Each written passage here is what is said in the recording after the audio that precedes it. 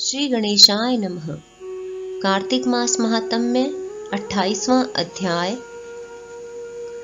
धर्मदत्त ने पूछा, हे देवगण, जय और विजय ने अपने पूर्व जन्म में ऐसा कौन सा पुण्य किया था जिससे भगवान विष्णु का रूप धारण करके वह उनके द्वारपाल हुए। गणों ने कहा, प्राचीन काल में तृणबिंदु की पुत्री देवहूति से कर्दम ऋषि द्वारा केवल देखने मात्र से ही 2 सुंदर बालक उत्पन्न हुए। उनमें से बड़े का नाम जय और छोटे का नाम अजय हुआ। बाद में देवहूति के गर्भ से कपिल देव जी भी हुए। जय और अजय दोनों ही भगवान विष्णु के बड़े भक्त और धर्मात्मा थे।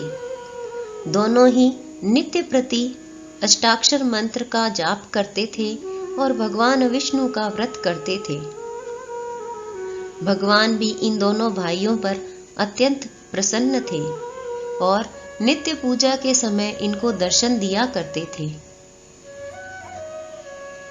एक समय राजा के निमंत्रण पर देवर्षि नारद गणों सहित राजा के यज्ञ में पधारे। उस यज्ञ में जय ने ब्रह्मा और अजय ने पुरोहित बनकर यज्ञ को संपूर्ण करवाया। यज्ञ की विधि पूर्वक समाप्ति हुई। मरुत राजा ने जय और अजय को बहुत सा धन दिया। वह दक्षिणा लेकर दोनों भाई अपने आश्रम में वापस आए। धन का बंटवारा करते समय दोनों भाइयों का आपस में झगड़ा हो गया। जय ने अजय से कहा कि धन के 2 बराबर भाग होने चाहिए। अजय ने कहा, नहीं, जितना धन जिसको मिला है उतना धन उसका ही है। तब जय ने क्रोध में भरकर अजय को श्राप दिया, तुम धन लेकर नहीं देना चाहते हो, इसलिए तुम ग्राह हो जाओ। अजय ने जय का दिया हुआ श्राप स्वीकार कर लिया और जय को श्राप दिया, तू अभिमानी है, इसलिए तू हाथी हो जा। और जब नियम पूर्वक दोनों की पूजा के समय भगवान उनको दर्शन देने के लिए आए तो दोनों ने भगवान से श्राप मोचन का उपाय पूछा। दोनों ने प्रभु से कहा, हे देव, हम दोनों आपके भक्त हैं, मगर हम हाथी की योनि में कैसे होंगे। हे कृपा सागर, श्राप से हमारा उद्धार कीजिए। भगवान विष्णु ने कहा, मेरे भक्तों की वाणी भी कभी असत्य न होगी। यमराज भी इसको अन्यथा नहीं कर सकते। पूर्व काल में मुझे भक्तराज प्रहलाद के कहने पर स्तंभ से प्रकट होना पड़ा था और राजा अम्बरीश के कहने पर 10 अवतार लेने पड़े थे। अतएव तुम दोनों अपने श्रापों को भोग कर फिर मेरे लोक को प्राप्त होवोगे। इतना कहकर भगवान विष्णु अंतर्ध्यान हो गए। गणों ने कहा, तब वह दोनों गंडकी नदी के किनारे मगर और हाथी हुए। जाति स्मरण रहने के कारण इस योनि में भी भगवान विष्णु का व्रत नियम पूर्वक किया करते थे। एक दिन कार्तिक की पूर्णमासी को वह हाथी स्नान के लिए गंडकी नदी में गया। तब पिछले जन्म का श्राप स्मरण करके मगर ने हाथी पकड़ लिया। मगर के पकड़े हुए हाथी ने भी भगवान विष्णु का स्मरण किया।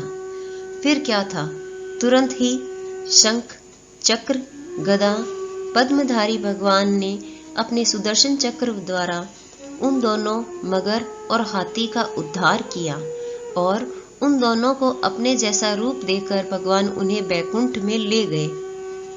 उसी दिन से उस स्थान का नाम हरिक्षेत्र प्रसिद्ध है। चक्र के आघात से वहां के पत्थरों में भी चिन्ह बने हुए हैं। वह दोनों भी जय और अजय के नाम से आज तक संसार में प्रसिद्ध है। हे विप्र, आपने भगवान विष्णु के द्वारपालों के संबंध में जो प्रश्न किया था उसका विस्तृत उत्तर मैंने दे दिया है। इसलिए हे द्विज, तुम भी ईर्ष्या और द्वेष को त्याग कर नित्य भगवान विष्णु का व्रत करो। जगत के प्रत्येक जीव को समदृष्टि से देखो। तुला, मकर और मेष की संक्रांति में नित्य प्रातः स्नान किया करो। एकादशी व्रत किया करो। तुलसी वन की रक्षा किया करो। गौ, ब्राह्मण, वैष्णवों की सेवा के लिए हर समय तैयार रहा करो। व्रत करने वालों को मसूर, कांची बैंगन के साग का कदापि प्रयोग नहीं करना चाहिए। हे धर्मदत्त, ऐसा करने पर तुम शरीर त्याग के पश्चात हम लोगों के समान गति पाओगे। भगवान विष्णु को प्रसन्न करने वाले इस व्रत के समान फल देने वाला तीर्थ, दान और यज्ञ दूसरा और कोई नहीं है। हे विप्र, तुम धन्य हो, क्योंकि तुमने विष्णु भगवान को प्रसन्न करने वाला व्रत किया है और जिसका आधा फल तुमने इस कलहा को दिया है। उसके फलस्वरूप हम कलहा को बैकुंठ में लिए जा रहे हैं। नारद जी ने राजा पृथु से कहा, राजन, इस प्रकार धर्मदत्त को विष्णु भक्ति का उपदेश देकर कलहा को साथ लेकर विष्णु के पार्षद वैकुंठ को चले गए। धर्मदत्त भी उनके आदेशानुसार भगवान विष्णु के व्रत में तल्लीन हो गया और फिर जब उसका देहांत हुआ तो अपनी दोनों स्त्रियों के साथ विष्णु लोक को गया।